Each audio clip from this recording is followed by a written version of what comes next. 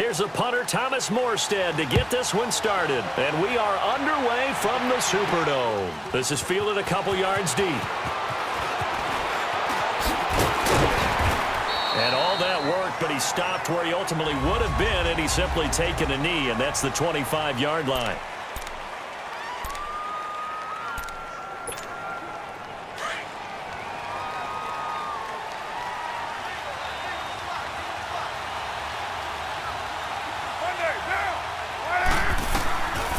Now on first down.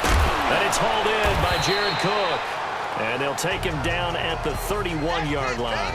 A gain of 6 there on first. I think defensively you're okay with that. Here in the first quarter, he's going to get some catches, but they rallied to him quickly. And that's what you count on, and I like what you just said. First quarter, can you do it all game long? They catch it, you tackle them, they go down on the spot. Because when you're able to do that and you don't give up big chunks of yardage after the catch, now you put the offense in a position where every series they have to work hard to pick up first down, and you tend to stall them out when you do that. And able to get this one across the 45 before he's brought down. A Raider first down, 17 yards. These guys hooking up right away here, Charles. 2 plays, both passes in his direction, and both catches. And in our time together, have we not seen the tight end position continue to develop in the passing game? You know, at some point, we may not call them tight ends anymore. We may have to come up with an entirely different way of designating that position and what they do on the field. Because when I hear tight end, I think of the old school, hand in the dirt, blocking on the line of scrimmage. These guys are much more receiver than they are guys who are going to move into passing in the running game.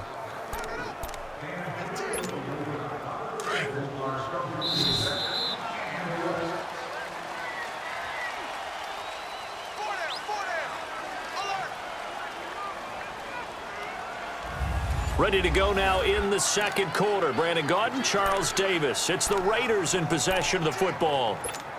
And they've got it here with a first down.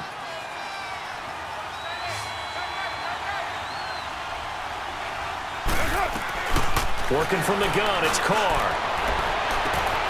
Oh, he got position on him, and he pulls it in. 23 yards on the play. They really love to get him into one-on-one opportunities, and this is one way. Work him out of the slot and create a mismatch. Who's going to cover him? Corner, safety, linebacker? He's got a way to beat all of those positions. To throw his Carr. Over the middle, complete. That's Cook. And he takes it down to the 10-yard line. Another big hitter there. This one good for 18. And the pocket's been protected pretty good here so far on the opening drive. We always talk about confidence in runners and catchers and quarterbacks. How about the protection detail? They're not allowing anyone near the guy throwing the football.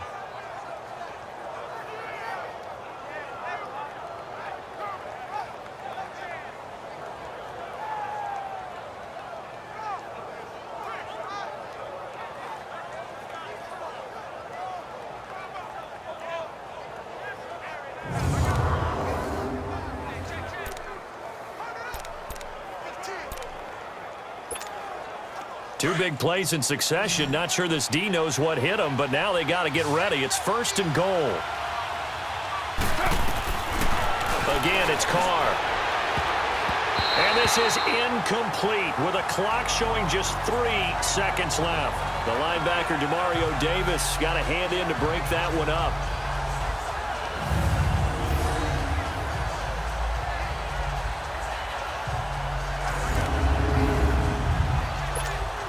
So 3 seconds here remain in the half. On is the field goal unit to see about getting 3 points. And he missed it. It's no good. There you have it. Halftime quickly over. Third quarter, here we go.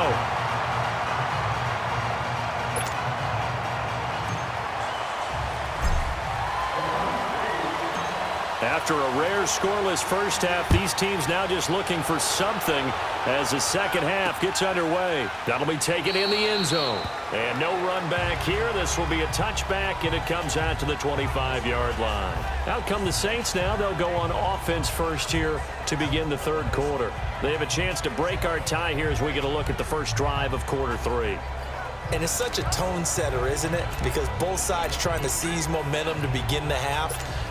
What do they have dialed up that'll give them an advantage to move the ball downfield? Let's find out what they have dialed up. On 1st and 10, here's Breeze.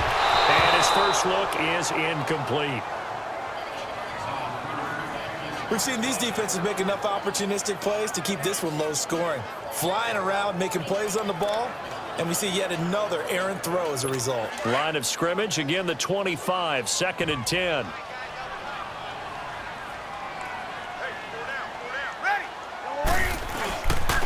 On 2nd down, Ingram. And not a whole lot doing there as he'll get it up to about the 28-yard line. Call it about a gain of 3, and they'll be looking at a 3rd and 7 coming up.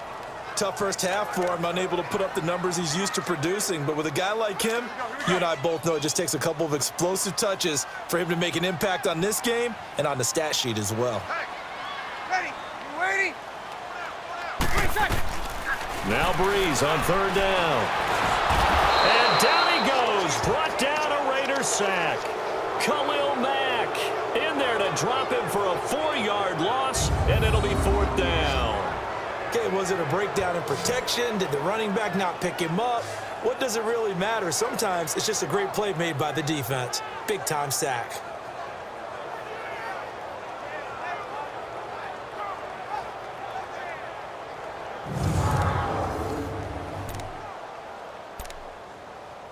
Here's Thomas Morstead now as he's on to punt for the first time tonight.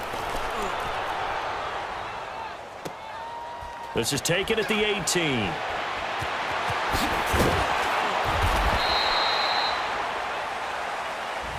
Back now here live in New Orleans as it looks like we are just about set and ready to begin with the 4th. So they'll come up 1st and 10 now from the 33. Carr now on 1st down. And Nelson's got it here right side. And he slips up past the 45 before being tackled. First play of the drive going for 14 and a 1st down.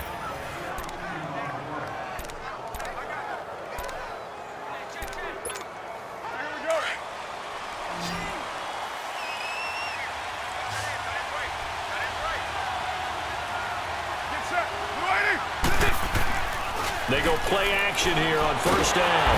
And he can't get a throw away. He's taken down. How about that one? The so-called little guys putting the pressure on. That was a strong safety. When I was in college, we often called that a lightning blitz.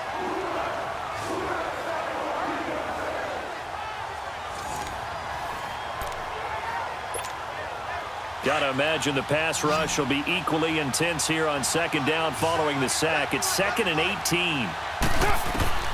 Shotgun now for Carr. Incomplete, and we're down to 8 seconds now. Back-to-back big plays defensively. First the sack, now they force the incompletion on 3rd and long. Things looking pretty good for them. And this is where they have to be careful because they've got the momentum going their way. They will be really amped up to get to the quarterback. Look out. Draw, screen, something that can be used against them. He's going to float this one deep right side. And he can't quite pick it. No interception so far. That probably should have been their first. But at least it's 4th down.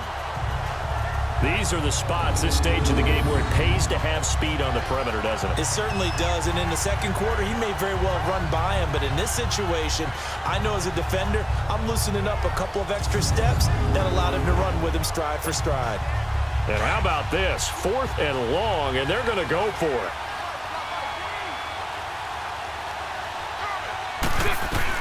The Raiders do snap it. It's Carr.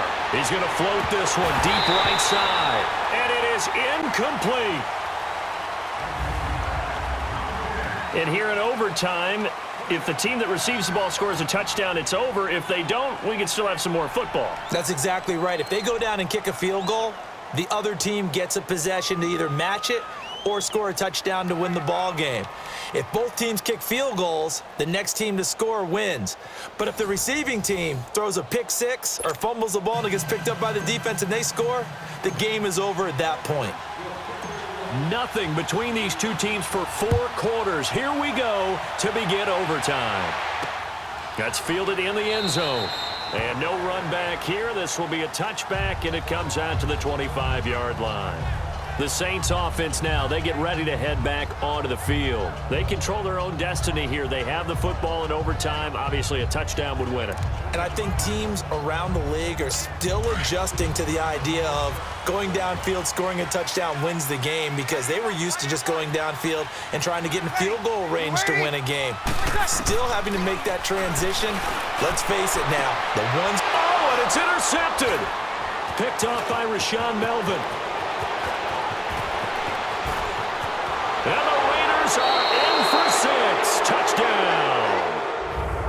Still catching our breaths from that electric finish. You get into overtime.